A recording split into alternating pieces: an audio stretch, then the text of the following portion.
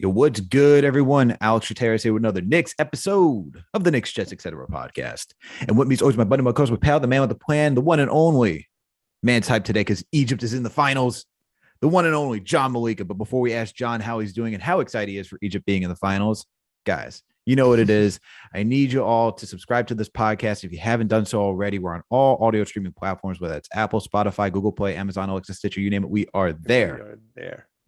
Also, if you listen to us on Spotify or Apple Podcasts, please make sure to give us a 5-star rating. And if you listen to us on Apple Podcasts, please make sure to leave us a comment. That helps oh so greatly. We're also on YouTube now. So make sure to go type in Knicks, Jets, etc.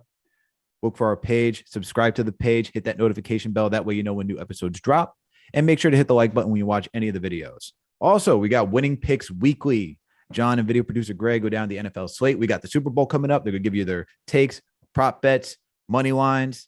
They got the whole thing covered. And don't worry, they got NBA action coming down the pipeline as well. So, and I'm going to hop on some of that because prop betting's been a little fun for me lately. I got a little pissed. I missed one, John. I missed one. Nikola Jokic just needed to get 26 points, and I got another $100 with a $20 bet for the.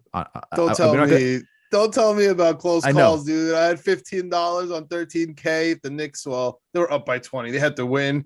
And IQ had to hit just 2 3-pointers, and I had like 11 to 12 props in there. I feel you. But yeah, Winning Picks Weekly, man. We're gonna get on those props soon. NBA stuff. We'll start getting on games week by week. We'll have the Tratacaster on there, and of course the Super Bowl is here, man. For sure. And by the way, everyone, the other Knicks episode, if you listen to this on the podcast, it is coming up. Got some technical difficulties right now. Our video producer Greg has a power outage, so if you haven't seen any of the videos coming up, they will be rolling out. Don't worry, we just got a little technical difficulties right now, but that's hopefully will be situated or taken care of, I should say, very soon. But last and not least, everyone, please make sure to follow us on all social media platforms. We're on Facebook, Instagram, Twitter, TikTok. We are there. Now, with that being said, my man John Meleka, how are you doing, bro? You got Egypt in the finals today. You're wearing your red Egypt jersey today. Salah, baby. I was about to say that's got to be Salah, not Robert Salah, the New York Jets. Salah of the soccer team. How you feeling, man? What's going on? I know you're getting hyped for today at 2:00 to watch that game. What's going on? I'm good, man. Yeah, I mean, Egypt is a big part of this household. Soccer, big part of this household. My dad's a huge soccer fan. We went to the World Cup together in Russia. We followed Egypt around. They absolutely sucked, but we were able to get a couple other games in there, but America wasn't even in it, so they sucked even more. So I was really annoyed about that. But here we are, African Cup of Nations, the best team in Africa. Egypt has had a tough go of it, 3 overtime games in a row, fresh off a Knicks overtime game. Like, overtimes has been part of my life recently. And they had a red card for the manager. They got injuries, so this is a crazy game. And we got Salah and Sadio Mane going up against each other, the 2 Liverpool players. It's just a really cool game, man. Egypt playing Senegal the next 3 games in a row. The finals here, and then they're playing each other 2 times in a row to see who's going to make it to the World Cup. I mean, it's just really cool stuff in the soccer world, and it's easy to get my mind to that because the Jets, they had a cool Senior Bowl. We'll get to that next episode. Trey McBride, the tight end that we were talking about, had an amazing game. But dude, the New York Knicks, man, we're here for the New York Knicks, and the New York Knicks have been driving me insane. I was this close to making it to LA to see my brother and to go to that game. He was there with a friend of his and his wife. And dude, what a game I would have been at to be up 20, go to overtime, and then lose. I'm glad that this ice storm, I'm not glad that it's ruined Greg Albert, our video producer Greg's, time, his management for being able to, get our video out, technical difficulties. I wasn't able to get on a plane because of the weather, the ice storm. But dude, I don't know how I would have been able to react right now if I was there at that game. It was sick. The whole time I was like, oh man, I can't believe I'm missing RJ's breakout game. Jules is back. I'm so pissed. I could have been at this Lakers game. LeBron is there. It would have been sick because the tickets were cheap because he was out until like the last minute. It would have been an awesome experience. But dude, what an ending, man. Oh my God. My man, this was rough. Like absolutely rough because I had, we had Danny B on I expected this to be a win. I went on Knicks Weekly last week on Knicks Fan TV. You can always find me over there. It's either drops every Sunday or Monday based on the Knicks schedule. I predicted 2-1 this week. I got one. I got the Kings. I knew we were going to lose to the Grizzlies. Like Lakers, I thought we were going to do it, man. We had it. We had it. All three of us had the W. The Knicks had the W. The LeBron, AD, doesn't matter. We were good to go the whole game. And then we just weren't. And you saw it coming the whole time, man. It did not feel like a Lakers fake comeback. We know about fake comebacks from the Knicks side. When the Lakers started roaring back, I was just like trying to hold the wall, but I knew it was about to like come crashing in on us. You were like the Night's Watch, just trying to hold the wall, man, making sure the White Walkers weren't coming through. That's how it felt, man. And look, Lakers rallied back on the heels of LeBron James and Anthony Davis, and Malik Monk. Those guys were really performing. The guy that we continue to slander because the stands just stink. Russell Westbrook got benched in the fourth, even playing the overtime. And let that be a lesson to you guys. Stop hyping this man up, saying he's better than Dame Lillard. Please stop. Dude, but speaking of winning picks weekly and player props, just bang the under for Westbrook and Kemba every night, dude. Just do yourself a favor and just hit those unders. It's so gross, man. It's so gross. But hey, you mentioned it. The resurgence of Julius Randle. Jules has been hooping this past week, man. The last 3 games, he's been on it. Okay. And if you're like a Randle hater out there or whatnot, like you got to give him his prop for this week. He's shooting over 40. He's shooting 46.3% from the field this week. 3-point shot hasn't come around. It's still 31%, but he's grabbing boards. He's making his free throws. He's shooting 76%, close to 77% from the line, from the charity stripe. Grabbing 12 rebounds a game, my man. 12 rebounds a game, averaging 7 assists. He's hitting the over on all of his props, Alex. All of them. Assists, rebounds, points, like all of them. He's threes. He's hitting overs on all of his props. He's been hooping, bro. Hooping. He's been averaging 22 points, man. Dude has been doing it. He's been killing it this week. You could see he's taking another step forward in trying to get back on track, man. And you even saw it when Mark Berman asked him about the trade rumors the other day. Oh my God. And if you haven't seen that video yet, you got to see Randle pressing the shit out of Berman. That shit was hilarious. He was like, who reported it? Who reported it? Who? Like, dude, it's like, what?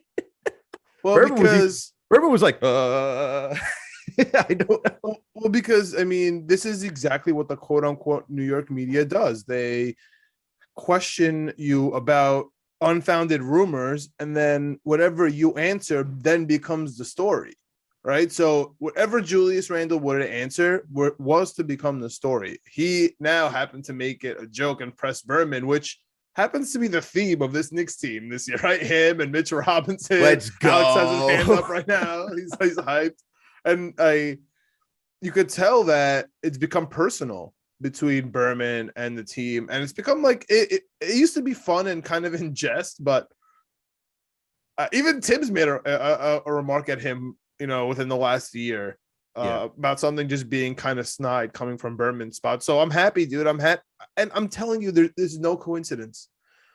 The New York Knicks and the media and the owner James Dolan, there's a very tight connection there, and nobody says a word out of line. Nobody talks to anyone. Nobody doesn't show up for media, then the Knicks pay for it. Like, that's not a thing that happens. Okay. And I've been telling you from day one, you have to look into it. The owner is sticking up for his player that he just extended, and he doesn't care about the fans. So the one thing that you didn't mention is Julius Randle is doing all this in the midst of the entire fan base wanting to trade him, booing him. Like, I'm telling you right now, there's nobody more frustrated than me for Julius Randle getting that double tech, right? The other game, not only because I made me lose a bet on the Knicks, but also because, dude, like the first tech was ridiculous, and we were on the way of a comeback, and it just gets them hyped. Like, this is what the Memphis Grizzlies, John Morant, Jaren Jackson Jr., this is what they get hyped on, and even Desmond Bane. And so you're just hyping them. You're fueling them. And to be honest, man, your team doesn't. Like, your team, you don't have the dogs that you think you do. So it's just not going to work with you. And we lost by 12 in like a blowout fashion because of that. And I don't know, between the fans and not having a point guard, to me, it's really impressive. And at the same time, he's letting RJ cook. And Yeah. I want to get into RJ because imagine that Julius Randle was playing poorly when RJ Barrett was doing well, or that Julius Randle was quote unquote hogging the ball from RJ. He's doing the exact opposite. He's breaking the assist record. He's breaking his own assist record every single week. He's really impressing. And I kind of called it as like a when Kobe got pissed off at the Lakers and the fan base when they said he shoots too much, right? And then the next game, right, he wouldn't shoot at all and he would just get rebounds and pass and do the little things and like refuse to even look at the hoop. I felt like Randle was doing that a little bit. And he made a point. He's like, dude, I can ball. He balled last year and he's balling this year. And he had bad games. I agree. But RJ and Randle as a 1A, 1B with a point guard and the real center, like that's a huge team. And the shooting guard would be irrelevant there. You know what I mean? You could just throw in anyone like Steve Novak. You know what I mean? He would be the perfect shooting guard there. Just sit there and pop a three. You know what I mean? So I don't know. I don't want to be reactional, but how can I be reactional? We're not even in the playing game right now. So there's nothing really to like jump up and be like, oh yeah, I'm just coming off a big win. We come off a big loss.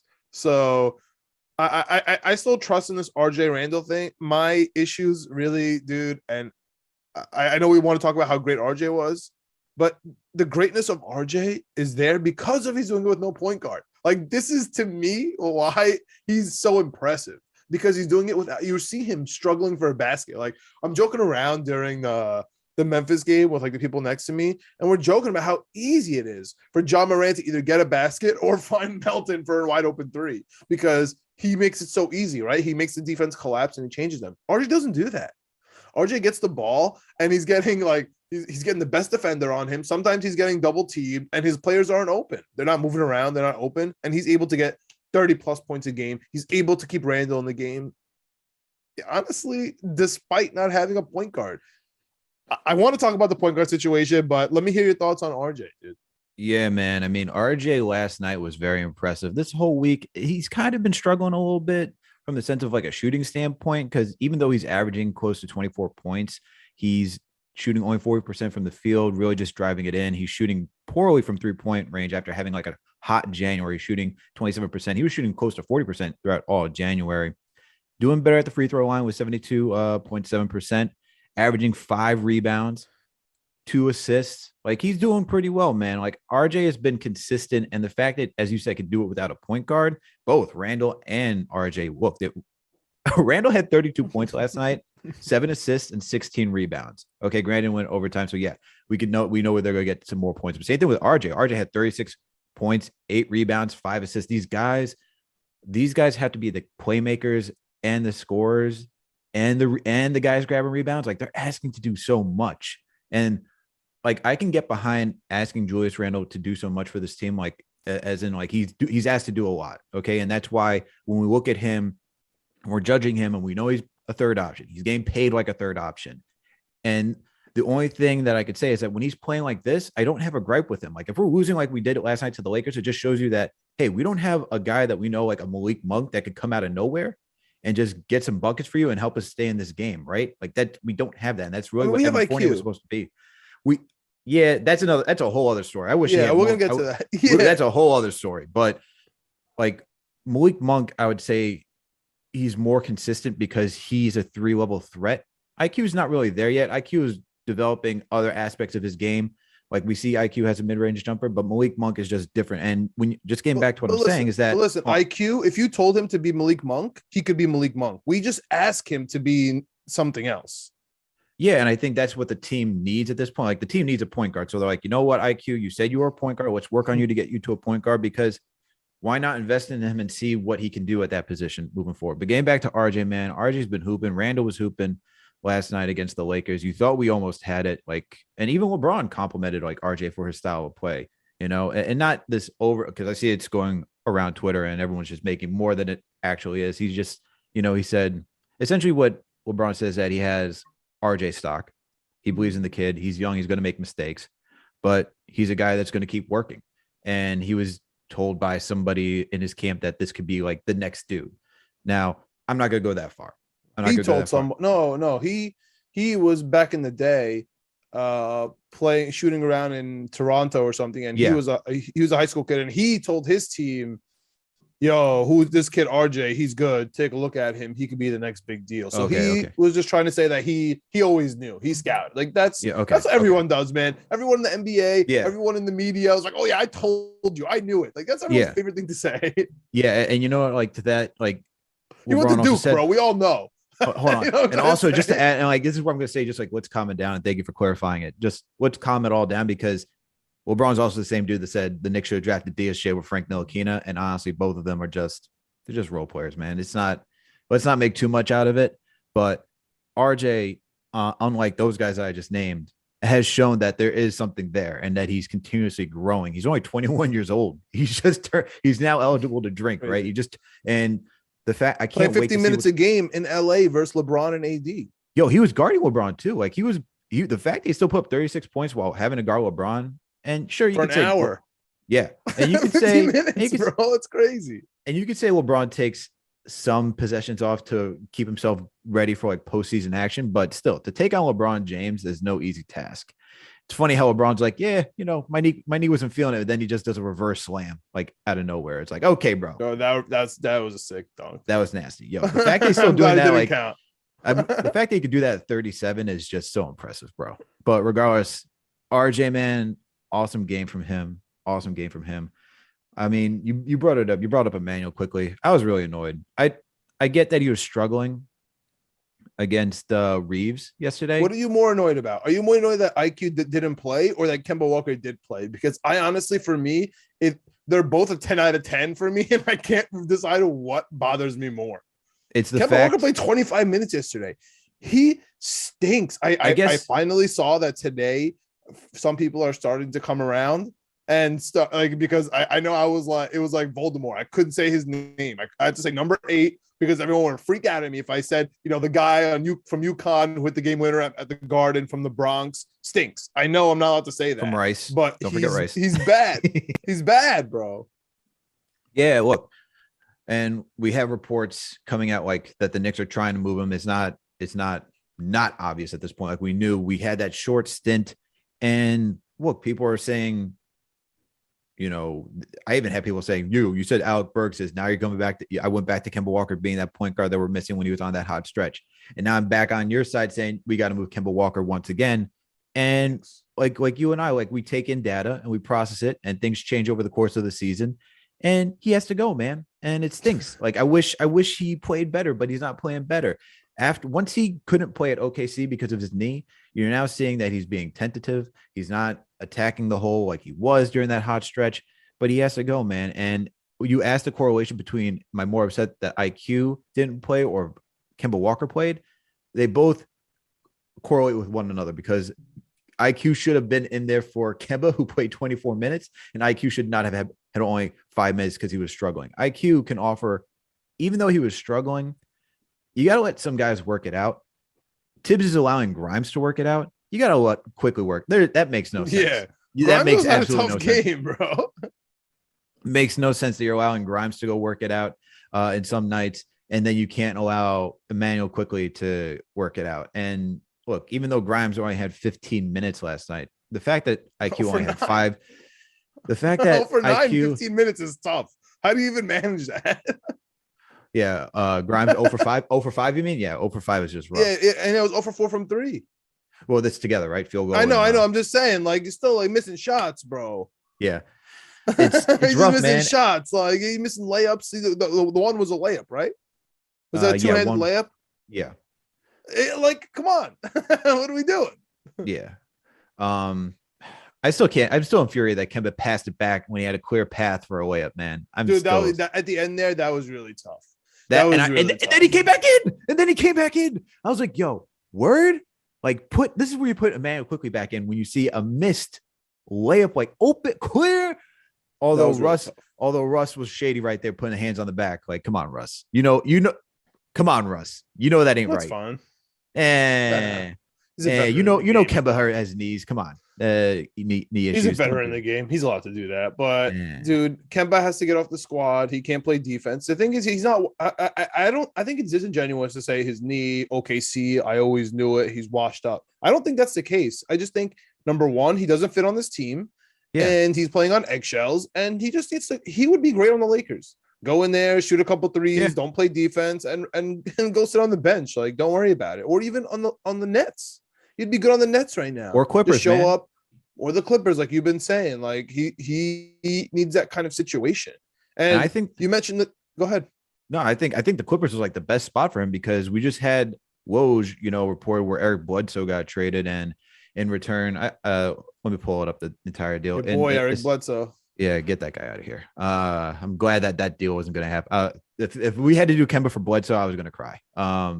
So you saying Clippers? It could be Kemba for Reggie Jackson, but then and they're about the same contract, a little bit more, but that trade would be successful. I think that trade would be successful. I think the thing is, what do the Knicks want to do at this point? Like, how far are they trying to? How far are they? Are they still trying to be competitive for the playoffs? Because the way I look at it at this point, would you give up a pick? Would you give up a pick in Kemba for Reggie? I mean, no matter what, he makes the team better. He does make the team better, and you have him for another. But are you season. worried about his rotation minutes? Because he's going to be forced to play, like 25, 30 minutes a night on the Knicks. Like, is that what you're worried about? I'm just worried about, like, what's the direction of this team moving forward, right? Like, I have no issue with Reggie Jackson. What are we playing for at this point? Are we trying to get into the play-in? Play-in, like, of course. We're trying to win games, bro. I get that, but I mean, I'm fine with Reggie Jackson. I don't think the Clippers are going to trade him because he's in the starting rotation at this point. I don't think he's leaving. The way I look at it, after this trade, if you said Bledsoe was still on that team, maybe, but there's no way they're gonna give up Reggie because I don't think Burks kind of fits more on that squad. Yeah, but the thing is, like, the Clippers need a backup point guard because as of right now, if you look at the depth chart, they have Norman Powell playing point guard. That ain't happening. He's not playing point guard. He's not. Dude, I wish the Knicks got Norman Powell. I don't know why we couldn't snag him, but whatever.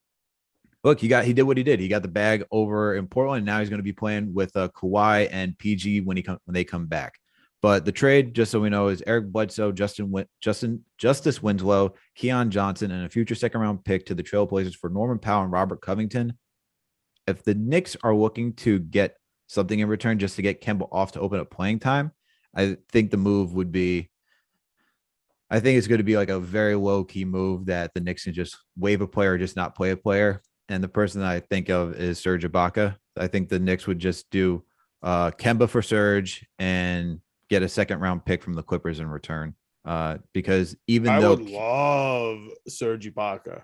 I think that is a trade that's going to happen. Expiring too. Yep. So he only has 1 year deal, so that way you don't have to re-sign him. You don't really have to play him. You can get all the young guys minutes.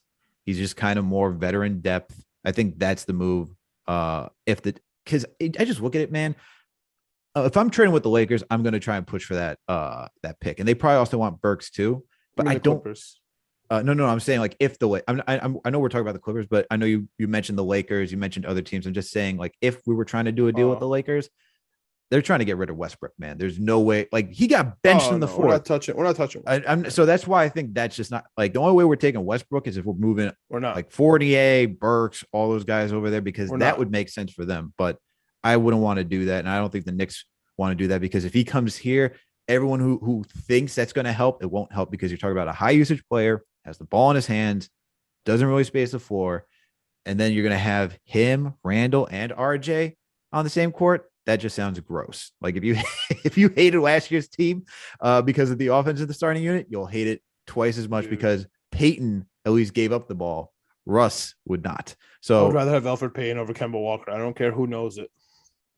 I literally don't care. Elfrid Payton would be better on this team. I don't think you're alone in that thought. I don't think you're alone in that thought, because as of right now, Kemba hasn't really offered much in the last stretch of games, and that's why, reported by Mark Berman, the Knicks are looking to move him and to create roster space. And I think the Clippers makes the most sense, because they don't have a backup point guard. Like, they're not going to try to rely on Luke Kennard. They have Reggie Jackson. Like as much as I like Luke Kennard as a player, he's a shooting guard more so. Burks can do it. Burks. I mean, we watch Burks, man. We're not I don't think anyone I mean, wants Burks that. can do it with Kawhi and Paul George rather than RJ Yes, and Randle. sure. It And just they works could, different. yeah, it just works different. But I think they also want him more as a bench piece. Yeah. Yeah, but I think Kemba's that guy just because if you want someone who can still organize, be able to work ball dominant and lead a second unit and get himself going and going downhill and just be a focus of it, that makes more sense, in my opinion, for Kemba, because he just doesn't fit here. And they can use him for one more season, see what else he offers. So that's my thought. Him, Kemba for Surge because the contracts match, and we got a second round pick in return because it's low value. I just wouldn't do That's that my if I thought. was the Clippers. So Huh? You wouldn't do that if you were the Clippers? no way. Why the You hell just would I got do you just got that? Why you would just I got you want? Why would I want to get rid of an expiring contract and a draft pick for Kemba Walker? He's not. Doesn't fix because anything. Doesn't play because defense. He's not. He's not going to be a point guard for more than 20 minutes a game. He can't play back to backs. He's not going to be efficient in the playoffs. Like, why in the hell would I do that? That's why I'm like, all right, sounds good, but from the yeah, Clippers, I'm not even. I'm closing that phone.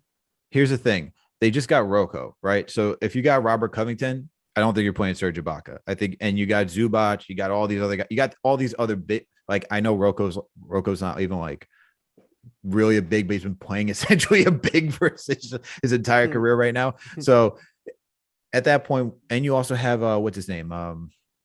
Oh my God, who they play small ball with? I can't even think of his name right now. But they got enough bigs out there where I think they would move on from Serge. I don't see him just getting minutes at this point. And so why not just move him and just bring in something that you do need as a point guard? That's just my thought. Okay. Just sniff. You have to pay what, another $8 million next season? I think the Clippers are okay with that. I mean, Serge's an expiring contract. That's something I would want to keep on the books from the Nick Clippers, Batum, keep my Nicholas draft Batum. picks. That's the other. I wouldn't do that, but that sounds fantastic for the Knicks. No, I'm not saying you trade Nicholas Batum. I'm saying they have Nicholas Batum, Zubac. You now have Robert Covington. Yeah. It's fantastic for the Knicks to get Serge Ibaka and a pick for Kemba Walker would be amazing. But what I'm seeing is nobody's giving more than a second round pick for Kemba Walker, which and that's it. I agree with that. Like if you like, but you obviously have to get the books to match. But I wouldn't give up anything for him if I was another team. Consult me. I watched all the games, guys. Call me. I'll let you know. Do not trade all that nonsense. Stop. You're trying to get them all. You're trying to get some value in return, man. You don't want to wait this, man. Shh. Be quiet. But be quiet. They don't need to know. We have more trade rumors too, man. We have you want to go ahead? Go ahead. Tell us about our boy Mitch, because we gotta get into Mitch and the centers, man. Yeah, and this is interesting for you because your team has not your team, but your boy Isaiah Stewart is on this team, and the Pistons, according to Ian Begley, the Magic, as you say, the Magic Johnson of reporting for the New York Knicks. So there's got to be some where there's smoke, there's fire when Begley's reporting it, because Begley's not out there just saying stuff. So apparently the Pistons are some of the teams who are interested in Mitchell Robinson. The question is, do they want to make a push for him in the offseason, or are they trying to make a push for him right now before the trade deadline? Because they believe Mitch, who is 23 years old, fits the same timeline as Cade Cunningham, Sadiq Bey. Pistons got a young squad, so he would fit that timeline. And the question is, are the Knicks interested in moving Mitch? Because Tom Thibodeau has praised him right now. He's putting pressure offensively around the rim. You have to be on the lookout for Mitch, especially as a lob. He's finishing through contact as well around the rim on offense. Defense, he's been very good being able to pick up guys in the pick and roll. You see how he's able to throw guys off like John Morant the other night against the Grizzlies. Ja didn't shoot really well. He still obviously makes an impact on the game, but you have Mitchell Robinson there protecting the rim. So it just shows you Mitch's value and how much he's improved as a player. It's just weird because if Tibbs values rim protection, would you want to move a guy who's doing really well and makes a big impact on defense when he's healthy, how he's playing right now? Even he himself said he's only 75%. He's not 100% yet. Do you still want to keep Mitch on this team? Because I think you could still get him for like 4 years, 10 mil, still have him on as a reasonable contract, because he doesn't really have much of an offensive game other than being a lob threat. But would you want to make a move and do like a sign and trade this offseason with the Pistons, or even try to trade for Isaiah Stewart? Because I'd have to presume that you're getting Isaiah Stewart back in return if you're giving up Mitch. There's no way you're giving up a center and we're relying on Nerlens Noel and Jericho Sims still on a 2-way contract. That just doesn't make any sense. Yeah, the first question I would ask in that scenario is what else, right? So you're obviously upgrading Mitch to Isaiah Stewart, different kind of player. You're saying it fits with your system, fits with your timeline. Sounds great. But what are the Knicks getting from that?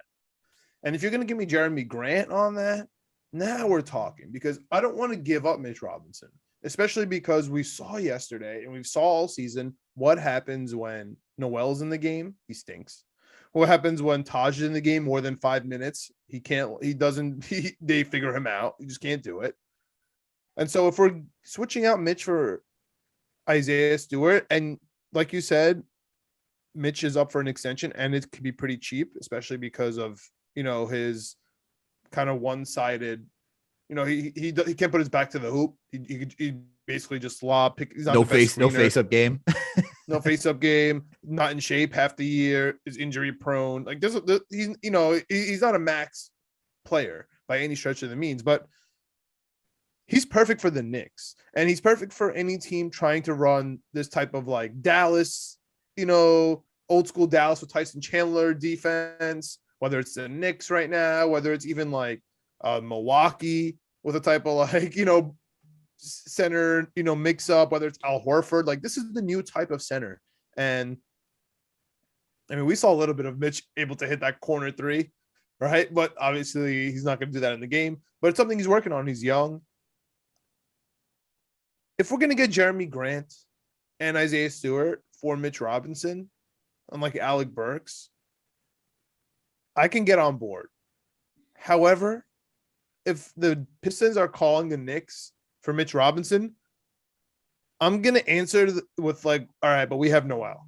Like I know you want Mitch, but we're not going to give up Mitch. He's our guy. He's our second round draft pick. We're going to re-sign him. However, what would you give us for Nerlens Noel, who kind of plays the same role, looking for a change of scenery, already got paid. There's a club option in 2 years, so you don't have to worry about that. So he's kind of locked up in Detroit for the next 2.5 years. That's how I would approach it, because I kind of think the Knicks have to live and die by Mitch at this point. Like if we sign Mitch and he gets hurt, we just got to eat it. We just got to take it. It's not going to be a crazy extension. It's not going to eat our books, especially with the collective bargaining agreement, raising. The only issue I have with Mitch Robinson, man, especially off the court, is he waiting for the collective bargaining agreement and salary cap to go up, and he's going to ask for too much. But I think the extension is capped at a certain point anyway. Yeah. But if he's unrestricted, then it becomes unrestricted and he can get anything. So that's what I'm worried. I'm just worried about his mentality off the court at this point. Because if he's not going to resign and he's going to want too much and we're not going to afford him, I'm going to be so annoyed if we just lose Mitch Robinson for nothing.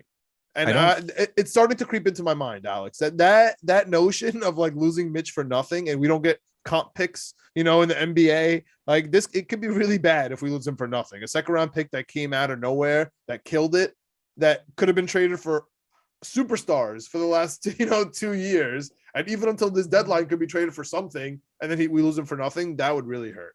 Look, there was that rumor that they wanted the year for Lonzo Ball was like Mitch picks, and like we could have had not Lonzo, LaMelo Ball. Like, remember that 2 years ago? So if that's the case and we lost him for nothing, I'd be pretty fucking pissed.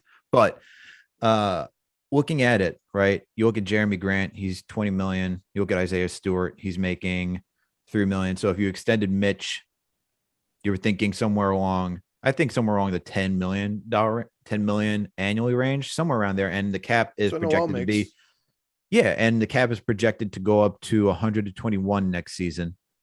So maybe if you work on some inflation, it's probably like 12 million, right? If we get Mitch for 10 to 12, we killed it. Yeah, for sure. And it would definitely be a sign trade. There's no way the Knicks are not going to offer him a contract and let him walk. You'd get offered a contract to then invoke that restricted free agency, right? And then it'd be from there. If they wanted to do a sign and trade, they'd probably do a sign and trade if they really wanted to get right? Isn't that how that works? No. So there's no a sign and trade is mostly an agreement with the next team, right? That the Knicks it's basically like a bird right situation. So we'll be able to sign him here and he'll be a relief on Detroit's cap. You know what I'm saying? Going forward. But in those cases, like Mitch has to agree kind of, not really, because he's not going to have a no trade clause, but like he kind of has to agree. Like, why would I sign this and agree to get traded right away? But I'm because just saying all if they you have to get do. really signed, you have to wait until December or so to get traded, like as we saw with Julius Randle, right? That's why we have to wait till February 3rd for him Right. officially to get traded. Right. But I'm just talking about the mechanics, right? So like I think all the Knicks have to do is just offer a contract first, just to invoke the restricted free agency, right? So that way he wouldn't become an unrestricted free agent. No, Don't you have to he's do just that? an unrestricted free agent. Oh, That's you're what he said, right, isn't he? because he was a second. That's right. You're right. You're right. You're right. You're Yeah, right. he's You're not. right. Yeah, that's Yeah, what I'm you're trying to right. say. You're right. You're right. Mitch Robinson is just an unrestricted free agent. That's You're what I'm right. trying to You're say. right. So You're if right. you You're want to do right. a You're sign right. and trade, he's gonna have to have a say in going to Detroit. Like, you know what I'm saying? None of that makes any sense to me. So if the Knicks are trying to move on from Mitch because they don't see a future with him, and we get Jeremy Grant back and Isaiah Stewart could fill in that role, I could see it. However, if Yeah. I'm the Knicks, I'm just like, yo, have you heard of Nerlens Noel though? Like that's how I would answer that phone call. That's a fact. Now you're right. You're right. I forgot that he was a second round pick and he wasn't a first rounder, which that's where the RFA would come. Yeah. Yeah, you're right. You're right. You're right. You're right. My bad on that. But yeah, so that's tough. So if the Knicks want to get that type of package in return, then they'd have to make that type of move now. So if they wanted to get Jeremy Grant and Isaiah Stewart, you're probably looking at moving contracts like Mitch. Works. I don't know about Burks, probably Fournier, because he's got 17. He has more money to match. I just can't see the Knicks trading Fournier.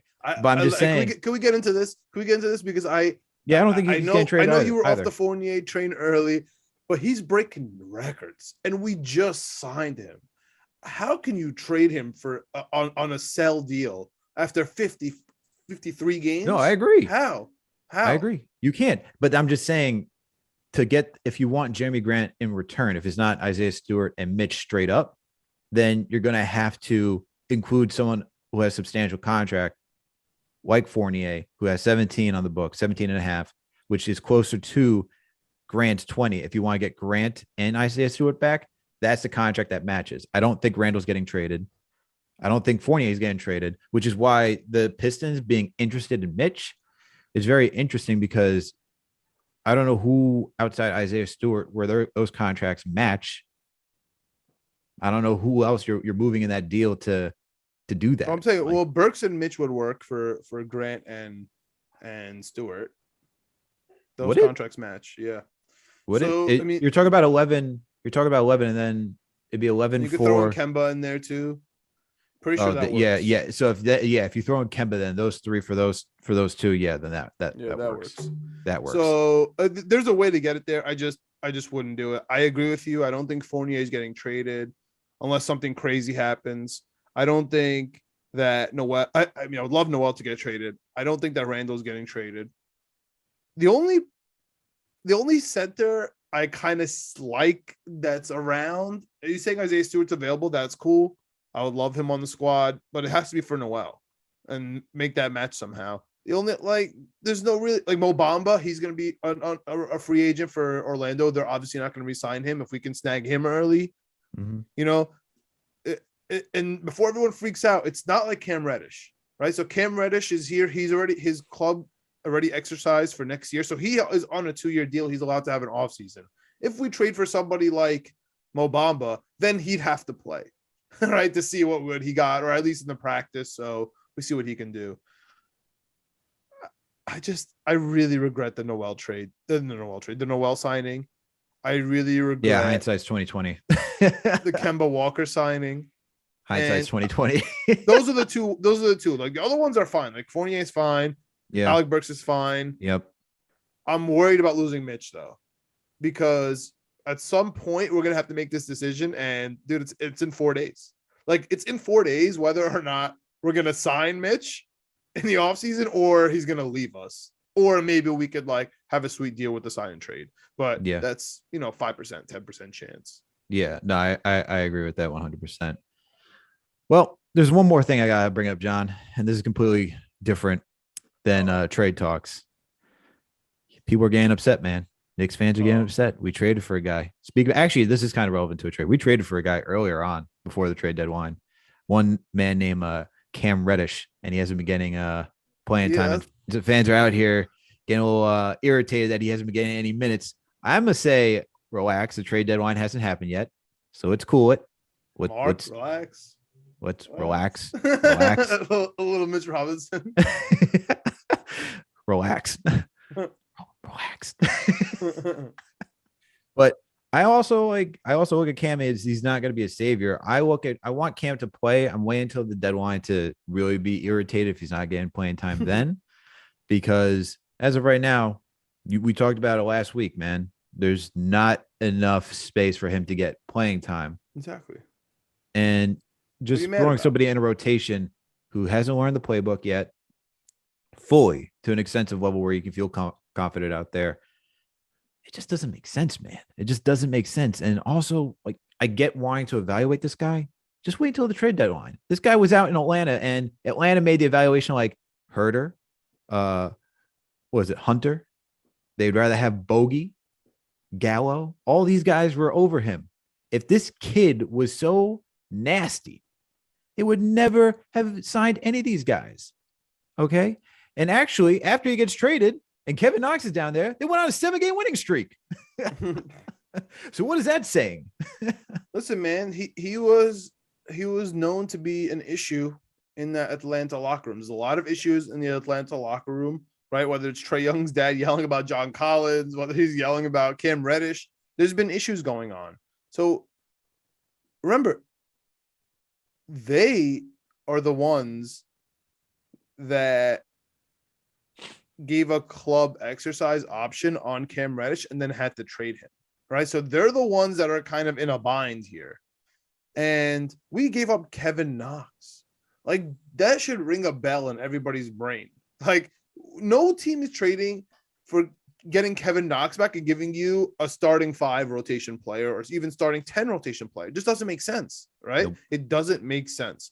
So there has to be something other than, oh my God, Tibbs is the worst coach. How could he not play Cam Reddish? This is ridiculous. For who? Right? Like Tibbs said it. You're saying it right now, Alex. For who? You want him to play point guard? No. Do you want him to go in for RJ, who's playing 50 minutes? No. Do you want him to play over Grimes? No. Fournier's been hooping. Yeah, Fournier is breaking records for the NBA, for the Knicks. No. Are you just mad that IQ is not in, and so you're just kind of like projecting that anger to another player? Maybe. I don't know, like, why everyone is all of a sudden so obsessed with getting Cam Reddish minutes. He, like you said, Alex, we are playing for a play-in game this year. He signed for us till next year. We have the trade deadline now. You don't just come in here and walk into Tibbs' rotation because he's a real NBA coach. It's not because he's a bad coach. Like, you're misconstruing, because he's a real NBA coach. And you don't walk onto the Knicks as a guy who's getting traded for the 12th man and then be like, oh, perfect. Here we go. You want some starting minutes? It just doesn't work like that. So I'm really starting to get agitated that the Tibbs can't figure out rotations. Tibbs stinks. The only thing I agree with you there is I have no idea why Kemba Walker's starting. However, the minute he benched Kemba Walker and he took him out of the rotation, everyone was crying, real tears from their face on all media saying, how can Tibbs do this? He's the worst coach. He brought in Kemba. He's not starting him anymore. Not even in the rotation anymore. Real tears. Yeah, you had players. Real tears. And now we're pissed that he's playing Kemba Walker and he's benching IQ. So I don't know, man. There's just so much of back and forth. The only thing I'm mad about is this Kemba thing. The Cam Reddish, just hang out. And we'll either get you a spot for the 5 minutes per game that you're desperately clamoring for, so you can do that step back, behind the back 3-pointer with your eyes closed, no problem. But for now, I'm just annoyed with the point guard situation. Look, shout out to The Ringer for their NBA show podcast. Was it Upside High with Kyle J. Mann and Jonathan Tjarks. They talked about Cam Reddish too. They also did one on RJ Barrett. Awesome listen to. Highly recommend that one. But they discussed Cam Reddish. They discussed his time in Atlanta. Apparently, Cam, before the season started, went into the front office, asked for more playing time, and front office was like, what have you done to deserve more playing time? You're not even doing anything in the role that you were given to show that you should be rewarded more playing time, a bigger role in this offense, And I agree with that. And so if he's not playing here and he wasn't getting it down there, I get that we're trying to make an evaluation. I would like to see Cam get evaluated, post this deadline. I don't think one season's enough. I think we got to see what he is right now and get as much data as we can on this kid. So once the trade deadline comes, if he's not playing, I'm going to be right there saying, yo, this kid needs to play. But the fact that he's not in here right now, he hasn't done anything to deserve a massive role. Okay. And he as a player has to accept that as well.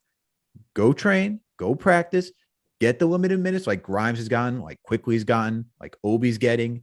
Like, work with what you're getting first. Show that you're good at what you're getting first, and then you can earn more. If you got, for all you 2K heads out there, like instead of buying virtual credit and just becoming this all-star, if you actually go through the whole process, you know that, all right, coach puts me in for about 5 minutes, for 10 minutes, all this stuff. You work off the bench. Cam's got to do that too. All right. And let's not forget, and I know I thought he went to the G League. I apologize that. Misspoke. I read something wrong, heard it incorrectly. He's never went down to the G League. Fine. But you know what is true? He did have to work on his shooting mechanics. When he came to the league, he was not doing well. You know what? Most fans in Atlanta were saying? Send Cam to the G League. They were screaming this on a nightly basis when he was drafted that season. Hey, man. People were screaming for RJ Barrett to go to the G League, too. I'll never forget that. Yeah, there's a different story with RJ, though. Different story for RJ. Different when RJ is like actually putting up some games, earning his minutes, putting in that rotation. He's also a top 3 draft pick. Sure, Cam's also a top draft pick, but Cam legit was getting playing time his rookie season. And it's just like, yo, what is happening out here? Like, it was even more it's more mind-boggling than RJ's situation ever was. So just saying, relax. Let's put it all in perspective. If he becomes a really good role player, Knicks hit. If he becomes more than that, Knicks super hit. But let's all be patient. Let's wait until the trade deadline. Let's see what happens then. We know the Knicks are trying to move guys to open up the rotation. Be patient. The fact that he didn't get a few minutes in last night's game against the Los Angeles Lakers, it's not a big deal. Really not. He's not going to go in there and help us win. He wasn't going to do that. Yeah. I'm way more annoyed about IQ playing. I'm not that annoyed about Noel playing because Mitch played 30 minutes, dude. And he has Gobert and the Joker coming up. So I'm not that upset about Ice. You see him walking around with his head shaking, because he's tired. He's tired. He can't even hold his head straight. I'm glad they brought that up. He's got the Joker. He's got Rudy Gobert coming up. Let's talk about it, man. Because we had Danny B. We had Danny B on this show. Great episode. Check it out if you haven't. That dropped Friday.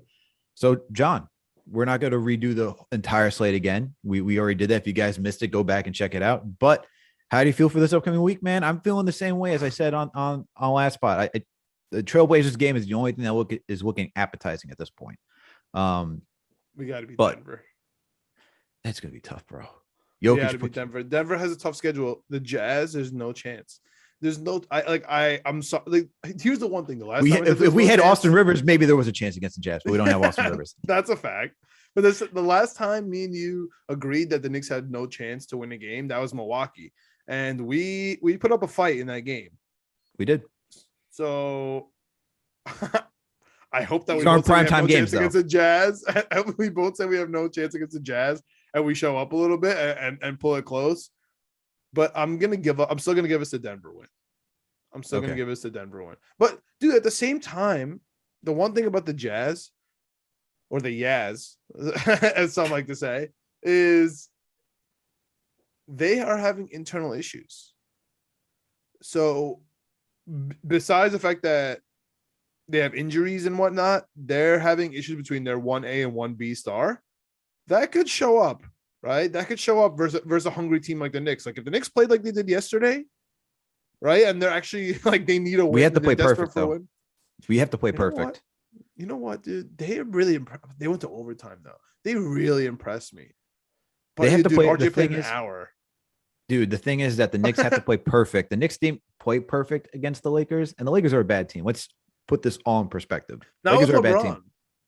Not with LeBron, but they didn't have our guy Melo coming off the bench shooting last night, who is the best shooter that they got on that team. So, come on, Malik Monk is the best shooter they got. Him and yes, facts. Malik Monk and Melo are the best shooters they got. Facts. Yeah. I'll give you that. But I'm just saying, the Lakers are a bad team. Nuggets, and especially the Utah Jazz, are not. If you got faith, the Knicks need to play perfect games. They need to play defense. And they have been. The thing is that they've been playing Yeah, that's defense. what I'm like saying. they've gotten When they play better at defense, playing we're in the defense. games. Yeah. But like it's tough when you could just like switch off to get to the point guard off ball. That's why they took IQ out, by the way.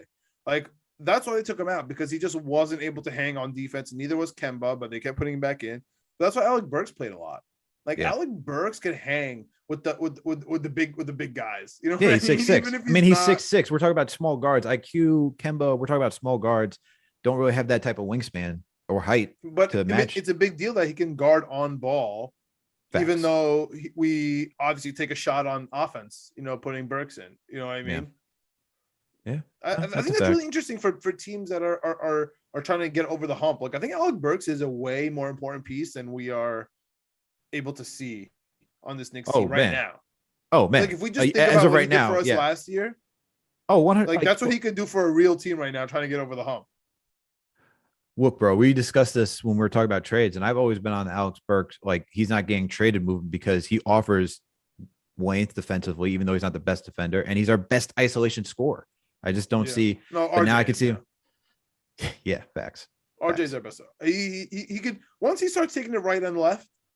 And first of all, this whole like every time RJ like finishes something, I just want to hold my hand up like this, like like the hand of God. Like I don't know how he's doing these off the glass, like 12 feet off. But they're sick. Like I don't know how he's doing it. Yo, but he's that slam yesterday. That slam yesterday slam was sick too, dude. That picture on LeBron and that's just like okay. I'm a huge John Starks fan. He's my favorite player growing up. I got a signed jersey, everything. We know this, but like he didn't dunk on Michael Jordan. So like it's so funny when I know. So like yesterday, RJ Barrett dunked on LeBron. You know what I'm saying? Like it's the same exact picture. Like he's behind. You really are trying to aggravate that Knicks fan base today. Shh, don't do that. I'm just speaking the truth, man. I'm just here to speak the truth, Alex. Look, man, we like to live in a dream. All right, we're Knicks fans. We love living in a dream world. Okay. I'm gonna tell you one thing about that. A really interesting fact. The only reason that became the dunk on Jordan is because the what was it, Topps or Fleer, whoever had the NBA cards, made a card and they took Jordan out of that picture. Which made it like, oh, okay, so this is dunk on Jordan. That's why I'm like, I'm saying that's why this is a big deal. And so that narrative is so funny. And if that's the case, if Starks dunked on Jordan, then RJ dunked on LeBron yesterday. I don't give a damn. It's the same exact picture. So chalk that up to an RJ on LeBron. Oh man, I think on that, and that's a good place to end it, man. We'll end it on that hype right there. We're going to end this podcast right there. Good stuff as always, John. Everyone, you know what it is. Thank you for tuning in for another Knicks episode of the Knicks Jets Etc. podcast. If you're not subscribed to this podcast, please make sure to subscribe. We're on all audio listening platforms, whether that's Apple, Spotify, Google Play, Amazon, Alexa, Stitcher, you name it, we are there. And if you listen to us on Apple Podcasts or Spotify, please make sure to give us a 5-star rating. And if you listen to us on Apple Podcasts, please make sure to leave us a comment. That helps oh so greatly. We're also on YouTube now, so make sure to look for Knicks Jets Etc. Subscribe to that page. Hit the notification bell. That way you know when new episodes drop. And whenever you watch a video, make sure to hit that like button. Also, you can leave a comment too on the YouTube. All right. We'll engage with you. We like to get into the mix of the discussions. We like to hear your thoughts and opinions. And while you're over there, check out Winning Picks Weekly. John, video producer Greg, go down the NFL slate. They're about to get into some NBA betting. Guys, we got Super Bowl next week. You need to know about your prop bets, money lines, spreads, so forth. Come on. These guys got it. These guys will hold you down. Make sure to go check out that episode when it drops next week. Also, please make sure to follow us on all social media platforms. We're on Facebook, Twitter, Instagram, TikTok. You name it, we are there. Right there. Thank you, everyone, for tuning in for another Knicks episode of the Knicks Jets Etc. podcast. We out. Let's go Knicks.